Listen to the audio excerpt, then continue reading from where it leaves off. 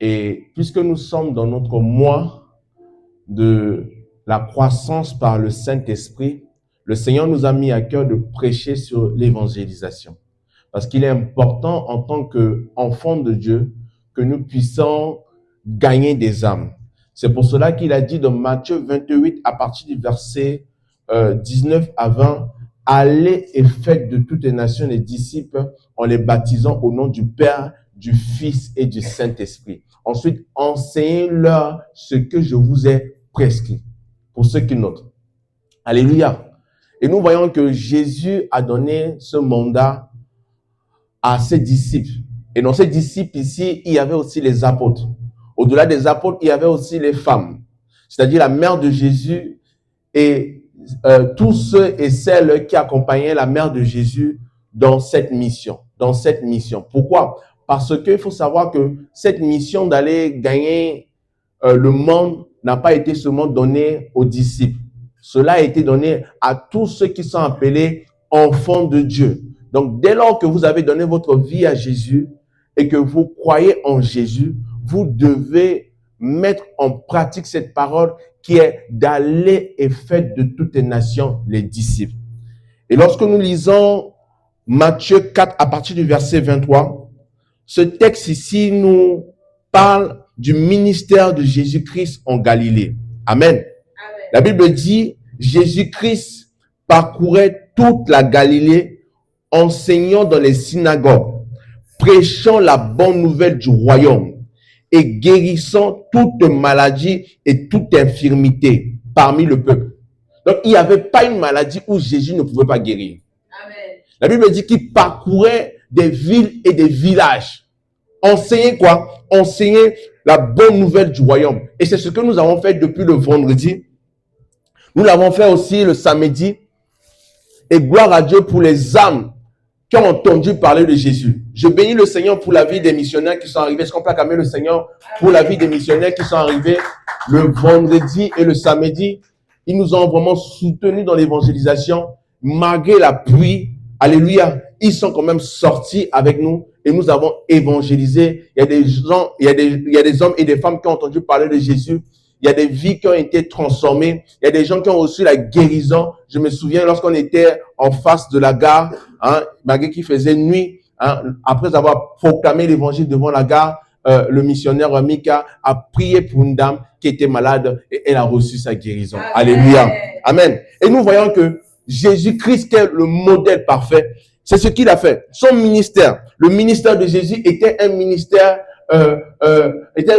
où il manifestait rempli de miracles et de guérisons. Le ministère de Jésus n'était pas un ministère rempli de théories, rempli de paroles. Le ministère de Jésus était un ministère rempli aussi des signes, des prodiges et des miracles. Donc, dès lors que nous acceptons Jésus-Christ en tant que Seigneur et Sauveur, il dit dans Marc 16, à partir du verset 15 à 16, que allez et prêchez l'évangile, vous imposerez les mains aux malades, les malades seront guéris. On va lire ça. Marc 16, à partir du verset 16, à partir du verset 15. Il dit, puis il leur dit, allez partout le monde et prêchez la bonne nouvelle à toute la création. Celui qui croira sera baptisé, celui qui croira qui sera baptisé sera sauvé. Mais celui qui ne croira pas sera condamné. Voici, my God. Est-ce qu'on peut répéter après moi? Voici les miracles qui accompagneront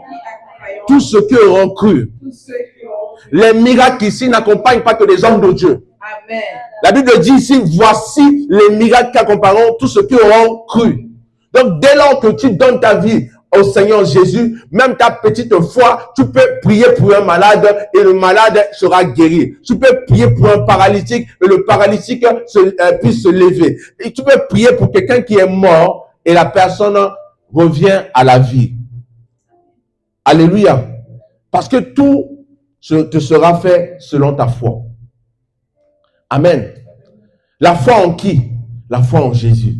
C'est cette foi-là qui opère le miracle, qui donne le miracle, qui active les choses invisibles dans le visible. Amen. Amen. Il dit, puis allez par tout le monde prêcher la bonne nouvelle à toute la création. celui qui croira sera baptisé, celui qui croira et qui sera baptisé sera sauvé. Mais celui qui ne croira pas sera condamné. Malheureusement, tous ceux qui sont dehors ne seront pas tous sauvés. La preuve, hier, lorsque nous sommes sortis évangéliser, il y a des gens qui ont pris le temps pour nous écouter, pour accepter ce message. Mais il y a des gens qui n'avaient pas le temps pour ça. Mais ce que eux ne savent pas, c'est que on peut vivre sans Jésus, mais on ne peut pas mourir sans Jésus. Amen. Amen. Je répète, on peut vivre sans Jésus, mais on ne peut pas mourir sans Jésus. Parce que dès lors que vous mourrez sans Jésus, ben c'est l'enfer absolu. Mais quand vous vivez avec Jésus et que vous vous rapprochez de lui sur la terre, dès lors que vous allez mourir, quand vous irez au-delà, vous serez près de lui. Il a dit, si tu me régnis sur la terre, devant mon Père, je vais te régner. Or, si sur la terre, si tu ne régnis pas Jésus, lorsque tu seras devant son Père, il ne va pas te régner parce qu'il te connaît. Amen. Donc, lorsque nous lisons notre texte de base, dans Acte 5 à partir du verset 14, je relis, il dit, Acte 5 à partir du verset 14, la Bible dit quoi?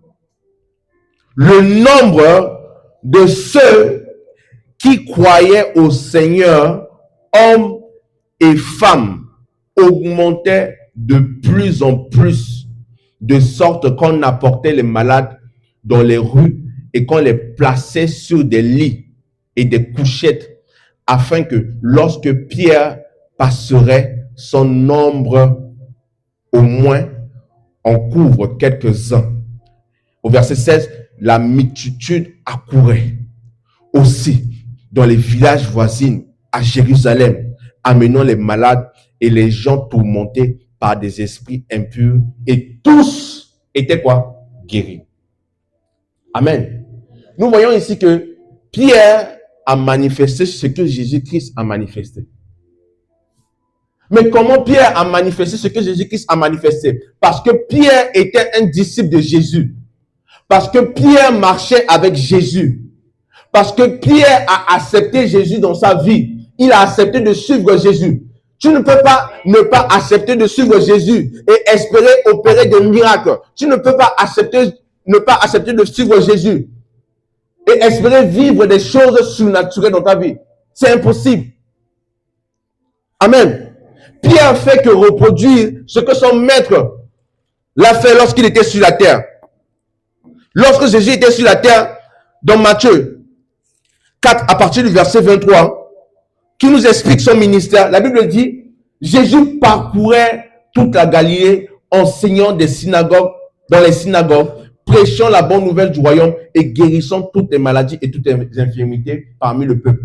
Donc, Jésus savait que parmi le peuple, là, il y a des gens, vous les voyez, quand vous vous réveillez le matin, vous les voyez, vous voyez la personne est souriante, etc. Mais vous ne savez pas ce que la personne vit dans son cœur. Il y a des gens qui sont malades. C'est juste le visage. Vous voyez le visage comme ça, mais dans son cœur, il est malade. Il y a des gens qui sont tourmentés d'esprits, des esprits mauvais. Il y a des gens qui sont tourmentés de démons. Il y a des gens qui ont besoin de délivrance. Et Jésus, dès lors qu'il a commencé son ministère, il a commencé à parcourir des villes et des villages pour annoncer la bonne nouvelle du royaume. Leur dire que le royaume est là, qu'ils doivent se repentir et qu'ils doivent donner leur vie au Seigneur. Qui doivent accepter la parole. Qui doivent accepter la parole. Qui doivent remettre leur vie en ordre. Parce qu'il faut savoir que lorsque Jésus-Christ parcourait des villes et des villages, les gens, leur vie n'était pas en ordre. Il y avait des gens qui adoraient des idoles. Il y avait des gens qui vivaient dans le péché. Mais malgré cela, lorsque Jésus-Christ est venu, ce n'était pas pour les accuser. Jésus-Christ était venu, c'était pour leur prêcher la bonne nouvelle, afin que ces hommes et ces femmes puissent l'accepter en tant que Seigneur et Sauveur. Amen. Et la Bible dit, lorsqu'il était en train de prêcher la bonne nouvelle, qu'est-ce qui s'est passé? Il y a eu des miracles. Il dit, au verset 24, il dit, au verset 24, la Bible dit, sa renommée se répandit dans toute la Syrie. Et on lui amenait tous ceux qui souffraient de maladies,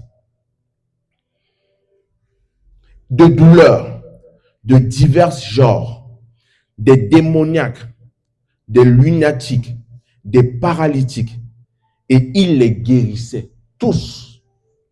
Au verset 25, la Bible dit, une grande foule le suivit de la Galilée, de la Décapole, de la Jérusalem, de la Décapole, de Jérusalem, de la Judée et au-delà du Jourdain. Amen. Pourquoi la foule suivait Jésus? Parce que la foule, ils ont vu quoi? Les miracles. Ils ont vu des aveugles voir. Ils ont vu des paralytiques se lever et marcher. Ils ont vu des personnes qui étaient possédées être délivrées, libérées des chaînes. Amen. Par la puissance du Saint-Esprit. Parce que la puissance du Saint-Esprit était en Jésus. Amen. Et donc, une église qui gagne des âmes et qui manifeste les signes, les prodiges et les miracles, le Saint-Esprit, c'est-à-dire le Seigneur lui-même va se rassurer de faire la promotion de cette église. La Bible dit quoi? Dès lors que les gens ont entendu que Jésus-Christ était de passage, par exemple, nous sommes à Nantes, les habitants de Nantes sont au courant au travers des réseaux, Instagram, Telegram, etc., peu importe, en voyant des vidéos de quelqu'un qui guérit les malades, qui redonne la vue aux aveugles, qui chasse des démons. Mais de telles personnes comme ça, il n'a pas besoin de faire sa promotion. Aujourd'hui, malheureusement, c'est ce que la plupart des églises font. Les églises utilisent les différents moyens que le monde nous propose pour faire le marketing, pour faire de la communication. Mais j'aimerais vous dire, il y a une entreprise par excellence qui peut faire la promotion d'une église. C'est la puissance du Saint-Esprit. Amen. Quelqu'un qui a la puissance du Saint-Esprit, quelqu'un que Dieu utilise, qui ressuscite des morts, qui donne la vue aux aveugles, qui délivre ceux qui sont oppressés, je peux vous rassurer, peu importe si la personne se trouve à Nantes, les gens vont venir de Paris, les gens vont venir de Bordeaux, les gens vont venir d'Espagne, les gens vont venir de la Belgique, les gens vont venir, peu importe, des États-Unis, d'Afrique, pour voir cet homme de Dieu. Pourquoi? Parce qu'il y a des signes et des prodiges qui sont en train de se manifester. Et le ministère de Jésus était caractérisé par des signes, des prodiges et des miracles. Le ministère de Jésus n'était pas un ministère de quelqu'un qui prêchait que l'évangile sans pour autant démontrer la puissance de Dieu. Aujourd'hui, on prêche l'évangile, mais on ne démontre pas la puissance de Dieu. Une église qui ne démontre pas la puissance de Dieu est une église morte. Parce que la puissance de Dieu, les signes, les prodiges et les miracles ont été donnés aux disciples, ont été donnés aux enfants de Dieu. Et l'église, on avait enseigné sur ça la dernière fois, dans Matthieu 16, où Jésus donne la clé du royaume des cieux à Pierre. Et il dit, tout ce que vous allez délier sur la terre sera délié dans le ciel. Tout ce que vous allez lier sur la terre sera lié dans les cieux. Ce pouvoir-là, Dieu a donné à qui? Il nous a donné à vous et moi. Amen. Parce que le début du ministère de Jésus, si nous reculons un peu en arrière, vous allez vous rendre compte que quand Jésus, dans Matthieu 4, à partir du verset 1er, alors Jésus fut emmené par l'Esprit dans le désert pour être tenté par le diable. Après avoir jeûné 40 jours et 40 nuits, il eut faim. Le tentateur s'étant approché, lui dit, si tu es fils de Dieu, ordonne que ces pierres deviennent des pains. Jésus répondit, il est écrit, l'homme ne vivra pas que du pain seulement, mais de toute parole qui sort de la bouche de l'Éternel. Le fait que vous veniez le matin écouter la parole, c'est ça qui va renforcer votre foi. Le fait que vous vous levez et vous lisez votre Bible, c'est ça qui va vous aider dans vos moments difficiles. dans des moments où tu vas perdre la foi, les versets bibliques que tu as l'habitude de lire, ça sera comme si tu as dit, le Saint-Esprit va te rappeler ces versets. Lorsque tu vas vivre des moments de solitude, tu vas te sentir seul.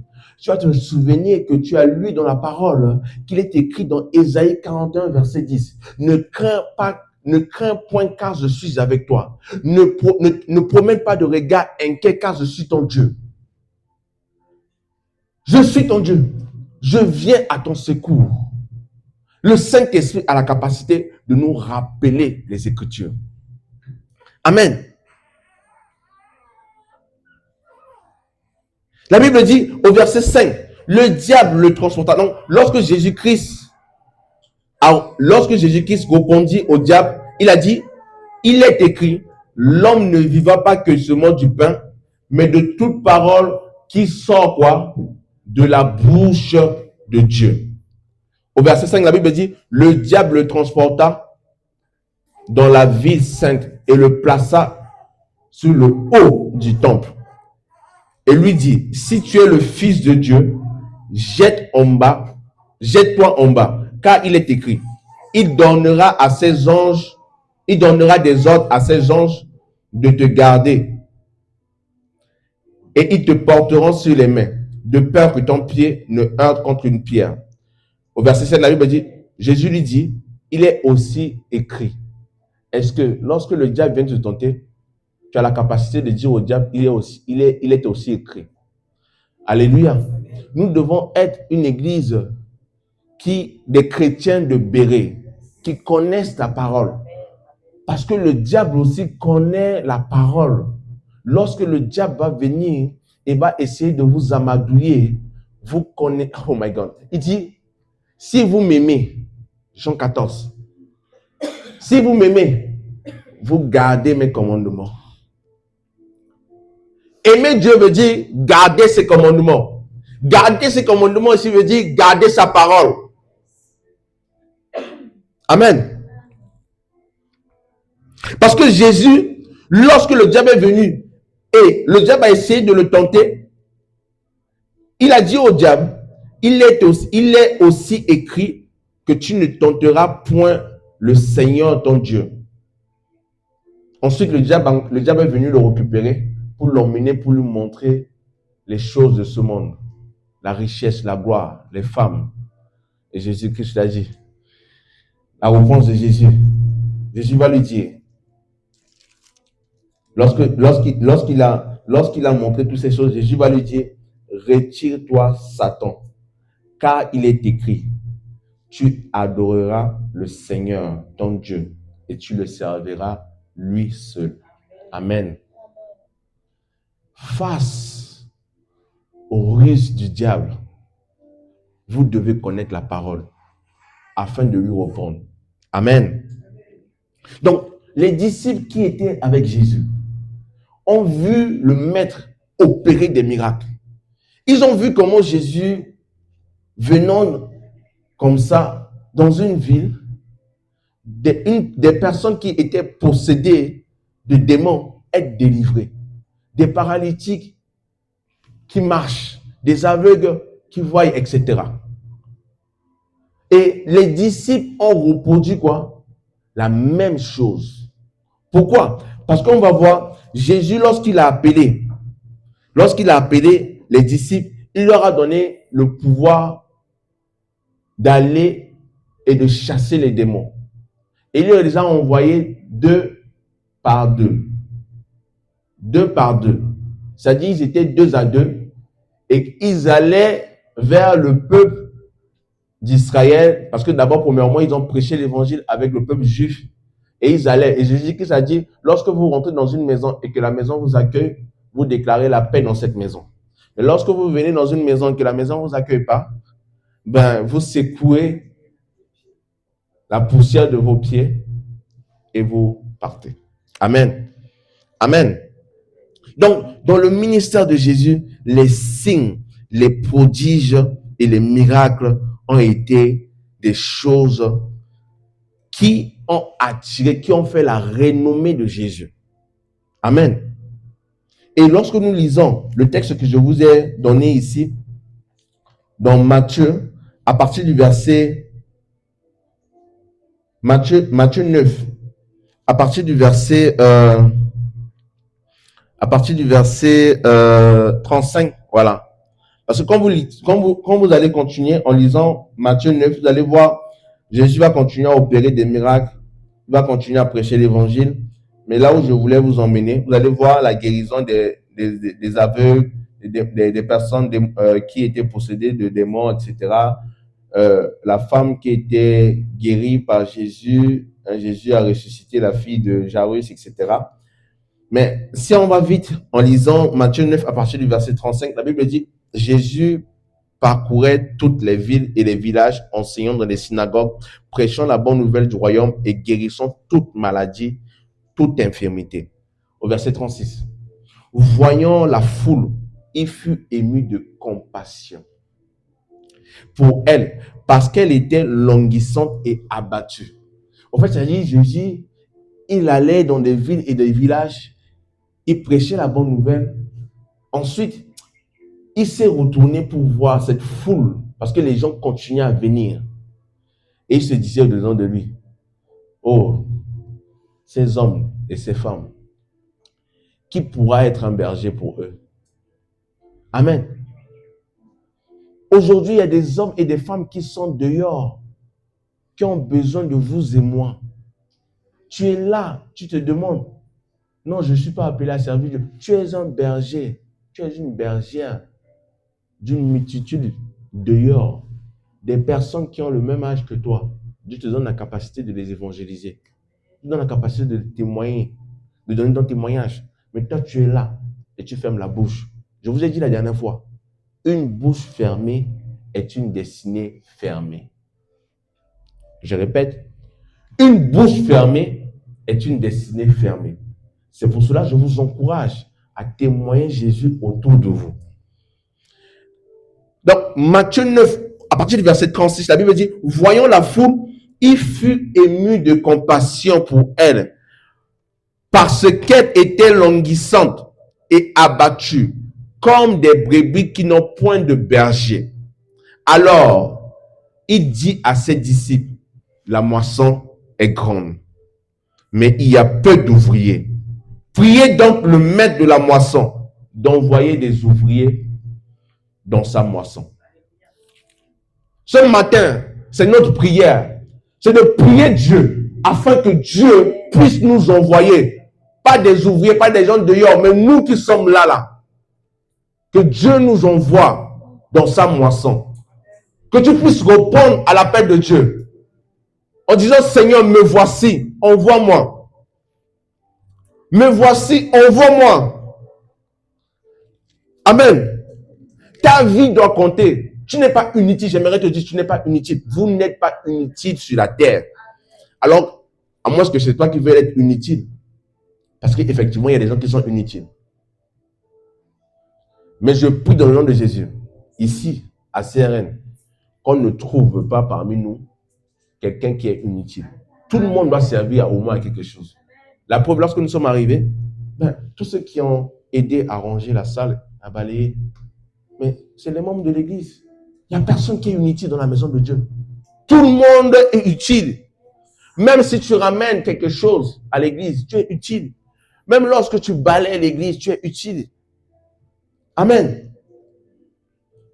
Donc, l'église a commencé dès lors que Jésus a dit aux disciples, d'abord, lorsqu'il devait partir, vous allez lire dans Jean 20, à partir du verset, dans Jean 20, à partir du verset 22, si je ne me trompe pas. Oui, c'est ça. Voilà. Il dit, Jean 20, à partir du verset 21 d'abord. Jésus leur dit à nouveau, la paix soit avec vous. Comme le Père m'a envoyé, et moi aussi je vous envoie. Après ces paroles, il souffla sur eux et il leur dit, recevez le Saint-Esprit. Et ceux à qui vous pardonnerez les péchés, ils leur seront pardonnés. Et ceux à qui vous les retiendrez, ils leur seront retenus. Amen. Et lorsque Jésus-Christ devait remonter, il va demander à ses disciples de aller attendre la promesse. Parce que lorsqu'il a soufflé sur eux, ils ont reçu le Saint-Esprit sur eux. Le Saint-Esprit est descendu, il a soufflé sur eux, donc ils ont reçu le Saint-Esprit sur eux. Mais le Saint-Esprit qui était sur eux n'était pas encore la toute-puissance du Saint-Esprit pour leur permettre maintenant d'aller opérer les miracles. Parce qu'il faut savoir que lorsque Jésus-Christ a appelé les disciples et qu'il leur a donné le pouvoir de chasser les démons, ils ont pu chasser les démons parce que Jésus-Christ était encore sur la terre. Est-ce que je me fais comprendre? Ils ont pu chasser les démons, c'est parce que Jésus-Christ était encore sur la terre. Mais maintenant, Jésus va maintenant souffler sur eux. Donc, ici, dans ce passage-là, vous allez voir que les disciples n'ont pas que seulement reçu le Saint-Esprit dans Actes des Apôtres. Les disciples ont reçu le Saint-Esprit dans Jean 20, à partir du verset 22, 23, vous allez lire, il a dit, il souffla sur eux. Hein? Je relis la parole. Il dit, Jésus leur dit à nouveau que la paix soit avec vous. Comme le Père m'a envoyé, moi aussi je vous envoie. Avec ces paroles, il souffla sur eux. Et il dit, recevez le Saint-Esprit. Amen. Il dit, recevez le Saint-Esprit. Ensuite, lorsque vous lisez à partir du verset Jean 21, quand vous lisez chapitre 1 jusqu'au dernier chapitre, hein, Jésus était avec eux, il était en train de parler avec eux. Ensuite, on va lire à partir du verset 15. Il dit, après qu'il eut mangé, Jésus dit à Simon-Pierre, Simon, fils de Jonas, m'aimes-tu, puisque tu m'aimes ceci? Et il répondit, oui Seigneur, tu sais que je t'aime. Et lui dit, paie mes haillons. Il lui dit encore une seconde fois, Simon, fils de Jonas, m'aimes-tu? Pierre lui répondit, oui Seigneur, tu sais que je t'aime. Jésus lui dit, paie mes brebis.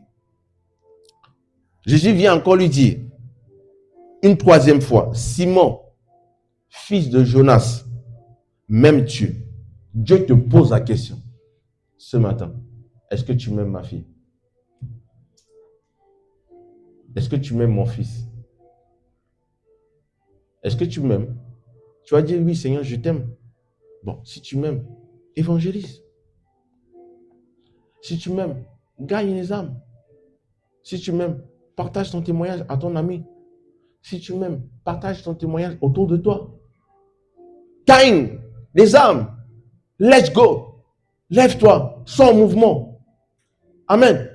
Parce qu'il n'y a personne qui reçoit le Saint-Esprit et qui n'est pas en mouvement. Le Saint-Esprit lui-même, c'est quelqu'un qui est en mouvement. Depuis Genèse, la Bible dit au commencement, l'Esprit de Dieu se mouvait au-dessus des eaux. Il y avait des ténèbres sur la surface de la terre et le Saint-Esprit se mouvait au-dessus des eaux. Donc le Saint-Esprit n'a jamais été quelqu'un de tranquille. Le Saint-Esprit n'a jamais été quelqu'un de calme.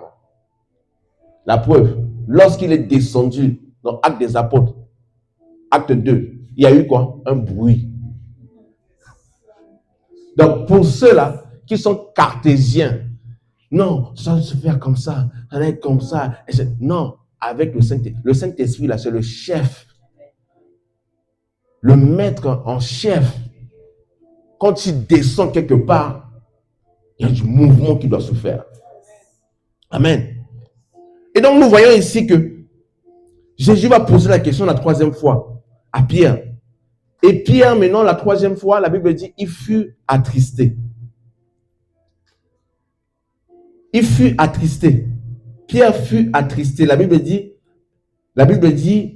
Pierre fut attristé de ce qu'il avait dit pour la troisième fois, m'aimes-tu?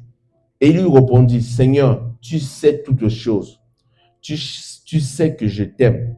Et Jésus lui dit, paie mes brebis. Et moi, je vous dis, occupez-vous de vos amis.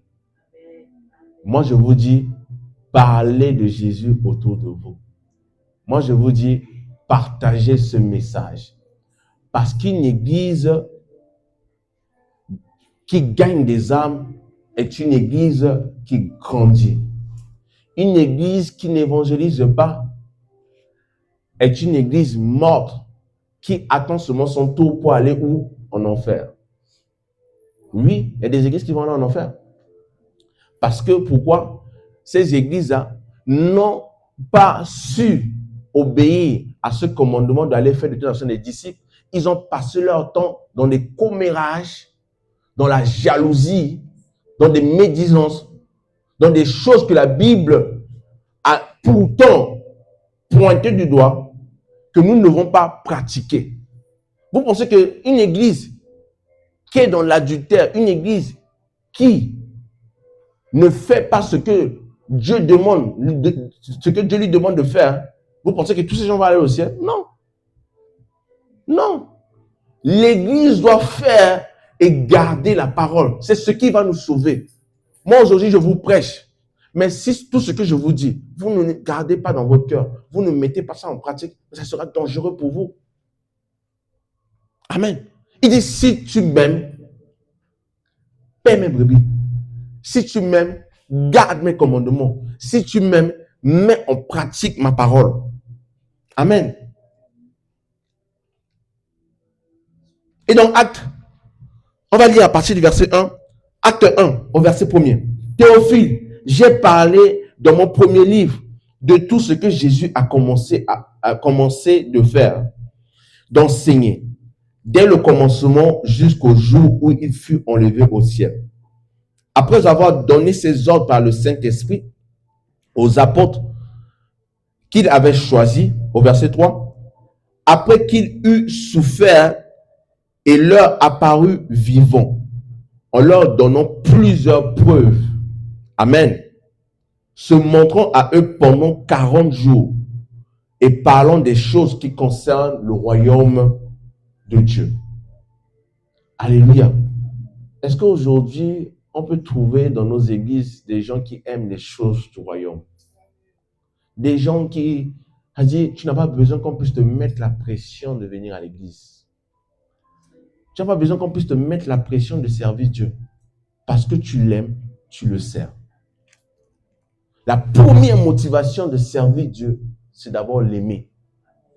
C'est pour cela que je vous ai dit que oui, il y a des gens qui n'iront pas au ciel. Pas à cause de leur péché, mais parce que ces gens n'aiment pas Dieu. Parce que si tu aimes Dieu, tu le sers. Si tu aimes Dieu, tu viens dans sa présence. Tu viens tel que tu es. Il a dit, viens tel que tu es. Moi, quand je suis venu devant Dieu, je suis venu tel que je suis. Si tu es pécheur, viens devant Dieu tel que tu es. Et dis, Seigneur, je veux réellement sortir de ma situation. Mais je n'ai pas la force. Aide-moi. Au moins là, tu es sincère. Ta démarche, oh my God. Tu as fait une démarche sincère. Tu n'es pas hypocrite comme la Bible dit. Il y a des hypocrites. Devant les hommes et devant Dieu. Mais vous n'êtes pas hypocrite. Vous êtes des enfants de Dieu disciplinés qui appliquent la parole de Dieu. Amen. Il dit, après avoir eu souffert, il leur apparut. Donc, là, il est en train d'expliquer la suite du verset dans Jean. Et au verset 4, la Bible dit, comme il se trouvait avec eux, il leur recommanda de ne pas s'éloigner de Jérusalem. Donc, lorsque Jésus-Christ a soufflé sur les disciples le Saint-Esprit, en leur disant, recevez le Saint-Esprit, Jésus va leur recommander de ne pas, oh my God, Jésus va leur recommander de ne pas quitter Jérusalem. Parce que il savait qu'il devait leur envoyer la toute-puissance du Saint-Esprit. Souvent, il ne faut pas quitter là où Dieu t'a placé. Parce que là où Dieu t'a placé, c'est là où tu vas recevoir la toute-puissance du Saint-Esprit. Amen. Amen. Il dit, comme il se trouvait avec eux, il leur recommanda de ne pas s'éloigner de Jérusalem, mais d'attendre ce que le Père avait promis. Amen. Ce que je vous ai annoncé, leur dit-il, car Jean a baptisé d'eau. Mais vous, dans peu de jours, vous serez quoi? baptisés du Saint-Esprit. Là-bas, Jésus a soufflé sur eux. Ici, la Bible dit, Jésus leur dit, vous serez quoi? Baptisés du Saint-Esprit. Est-ce qu'il y a-t-il des gens qui sont baptisés du Saint-Esprit dans la salle? Amen. Au verset 6. Alors les apôtres se réunissent, lui demandèrent, Seigneur, est-ce que en ce temps, tu rétabliras le royaume d'Israël? Et il leur répondit, ce n'est pas à vous de connaître le temps ou le moment où le Père a fixé dans sa propre autorité. Au verset 8, ça c'est le texte même de l'église CRN, mais vous recevez une puissance, virgule, le Saint-Esprit survenant sur vous et vous serez mes témoins. Pour être un témoin oculaire de Jésus, il te faut la puissance. Peut-être tu es là, tu as le Saint-Esprit, tu parles en langue. Mais il te faut la toute-puissance qui te permet d'opérer des miracles, de guérir les malades. Les disciples, lorsqu'ils ont reçu la puissance du Saint-Esprit, ils ont parlé en langue. Comme vous lisez dans Acte 2, ils ont parlé en langue. Mais ils n'ont pas que seulement parlé en langue. Le même Pierre qui a régné Jésus là, a reçu quoi? L'assurance. Il a reçu l'assurance. Il s'est positionné devant une foule de 3000 personnes et il a prêché l'évangile. Les hommes et les femmes qui étaient là ont donné leur vie à Jésus instantanément. La capacité, quand tu reçois la puissance du Saint-Esprit, il te donne la capacité de prêcher l'évangile avec assurance. Il te donne la capacité d'annoncer l'évangile. 3000 âmes gagnées en un jour au travers d'un seul message. Amen. Et lorsque nous revenons sur notre texte de base, dans Acte 5, on va lire à partir du verset 1er. Acte 5, à partir du verset 1er. La Bible dit, soyez concentrés, parce que ce que je vais vous dire, ça va interpeller plusieurs. Est-ce que la servante de Dieu peut me lire ça, s'il vous plaît? Acte 5, à partir du verset 1er. On va lire ça et je vais parler un petit moment. Amen. Mais un homme nommé Ananias, avec Saphira, sa femme, vendit une propriété. C'est ça, continue. Il retint une partie du prix de la vie de Saphira, sa femme, et apporta le reste et le déposa aux pieds des apôtres. Pierre lui dit, Ananias, pourquoi Satan a-t-il rempli ton cœur au point que tu montes au Saint-Esprit et que tu aies retenu une partie du prix du champ? S'il n'eût pas été vendu, ne te restait-il pas? Et après qu'il a été vendu, le prix n'était-il pas à ta disposition? Mais comment as-tu pu mettre en ton cœur un pareil dessein? Ce n'est pas à des hommes que tu as menti, mais à Dieu. Ananias, Alléluia, on peut répéter cette partie. Ce n'est pas à des hommes que tu as menti, mais à Dieu. Continue. Ananias, entendant ces paroles, tomba et expira. Une grande crainte s'empara de tous ceux qui apprirent cela. Les jeunes gens s'étant levés, l'enveloppèrent, l'emportèrent et l'ensevelirent. Environ 3 heures plus tard, sa femme entra sans savoir ce qui était arrivé. Pierre lui adressa la parole. Dis-moi, est-ce à tel prix que vous avez vendu le champ? Oui, répondit-elle, c'est à tel prix. Alors Pierre lui dit, comment vous êtes-vous accordé pour mentir? Vas-y. Pour tenter le Saint-Esprit, pour tenter l'Esprit du Seigneur. Voici ceux qui ont enseveli ton mari. Ils vont t'accompagner. Ils t'emporteront. Elle tomba immédiatement à Elle le meurt. Et expira. Les jeunes gens, étant entrés, la trouvèrent morte. Ils l'emportèrent et l'ensevelirent auprès de son mari. Amen. Tu peux t'arrêter là. Amen. Amen. Lorsque nous lisons ce texte, la Bible nous parle de Anania et de Saphira. Qu'est-ce que Anania et Saphira ont fait? Vous savez, les apôtres ont reçu la puissance. Quand quelqu'un a la puissance sur lui, il ne faut jamais jouer avec lui. Il ne faut jamais jouer avec lui. Les apôtres ont reçu la puissance. Et donc, à cette période-là, l'Église a commencé. Les gens, ce sont eux-mêmes, quand vous lisez un chapitre avant, vous allez vous rendre compte que ce sont eux-mêmes, ils se sont accordés à aller vendre leurs biens. Par exemple, tu te lèves, tu te dis, ben, ok, j'ai une voiture. Non, j'en ai deux.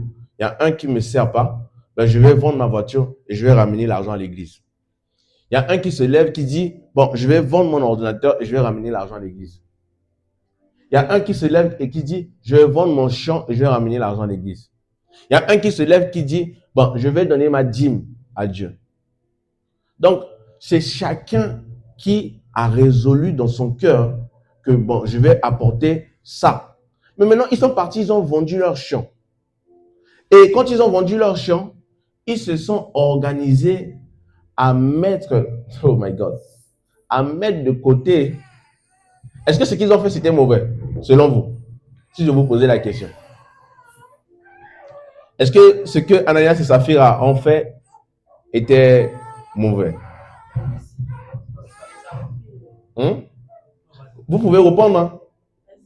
Allez-y, allez-y. Il y a deux personnes, donc je prends les deux personnes. Oui, tu disais quoi?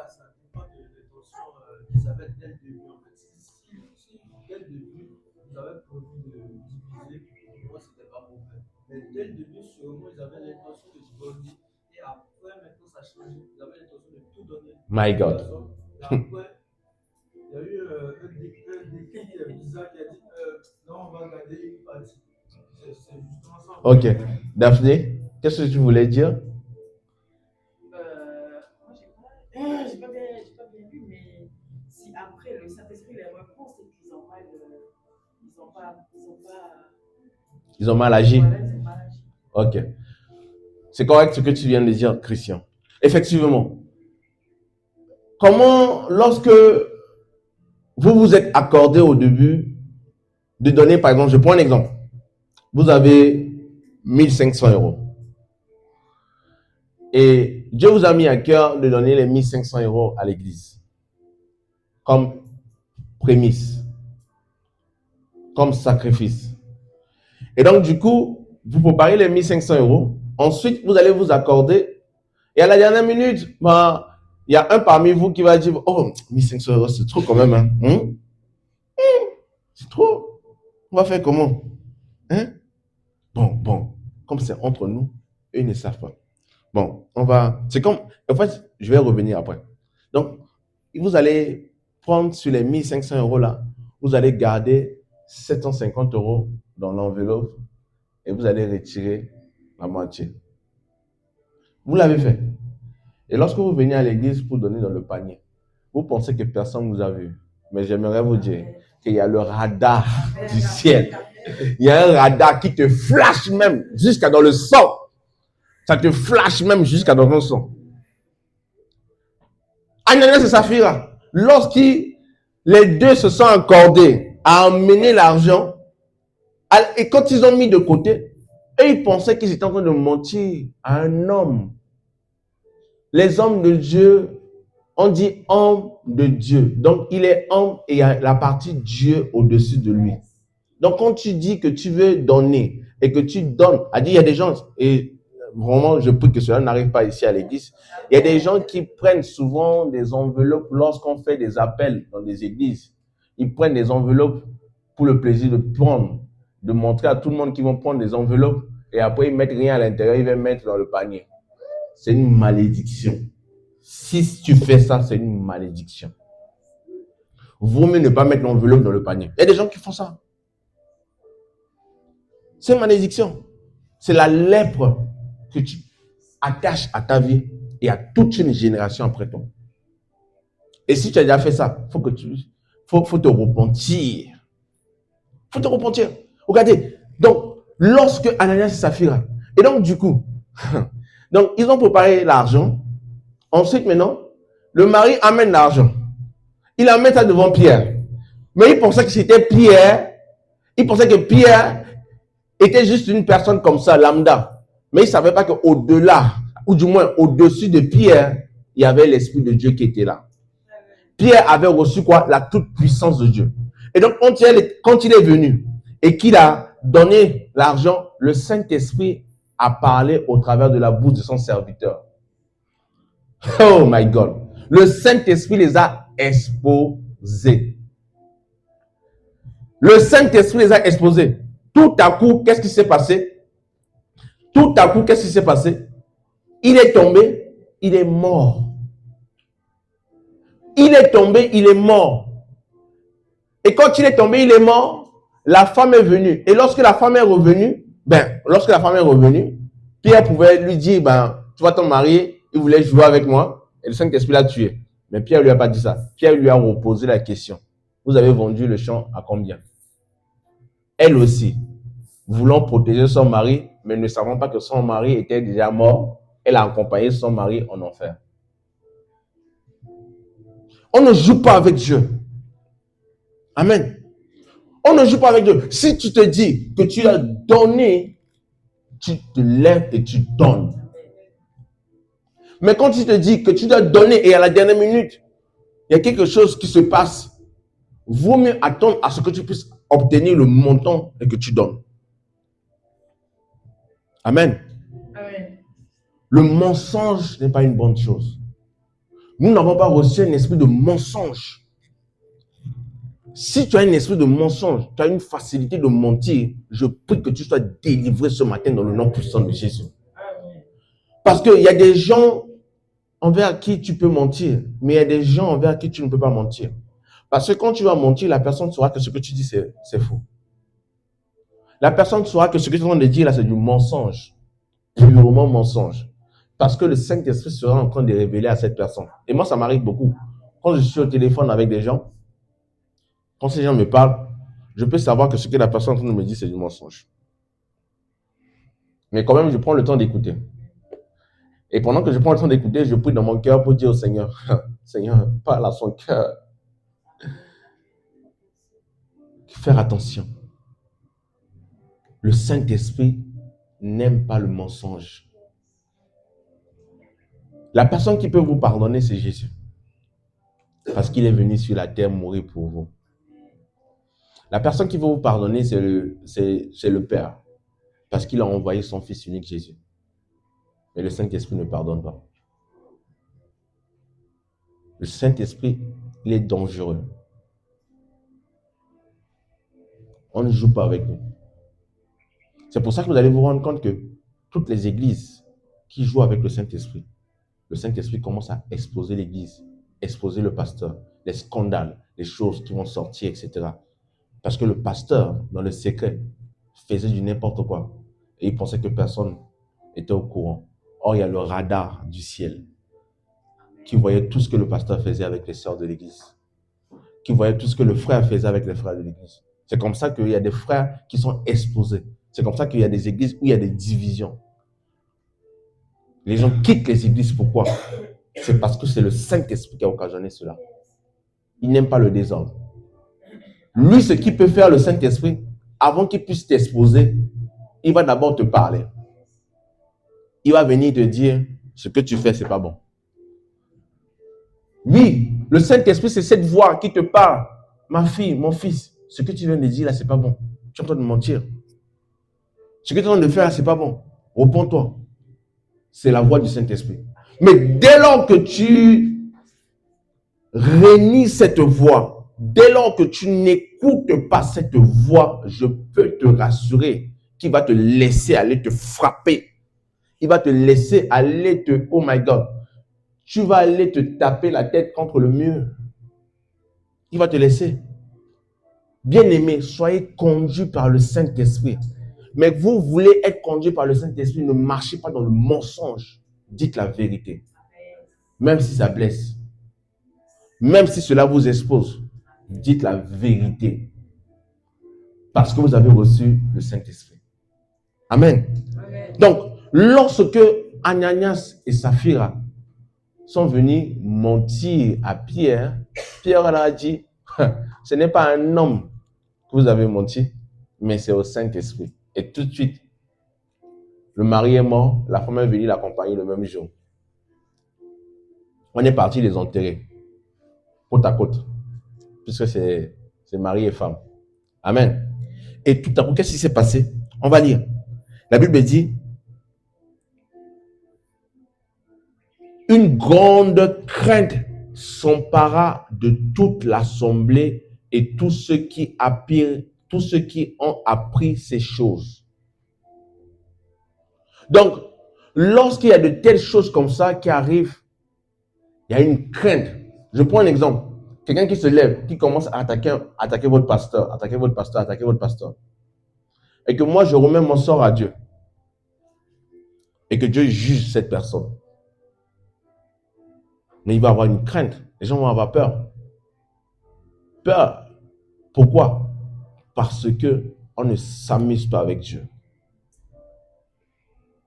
Et maintenant, au verset 12, beaucoup de miracles et de prodiges se faisaient du milieu du peuple par les mains des apôtres. Donc, après avoir vécu, expérimenté la mort de Ananias et de Saphira, et que les gens commençaient à avoir peur, crainte, parce qu'il y a des gens dans les églises qui n'ont peur de rien, qui ne craignent rien, qui ne respectent même pas leurs autorités. Tu penses que c'est ton ami?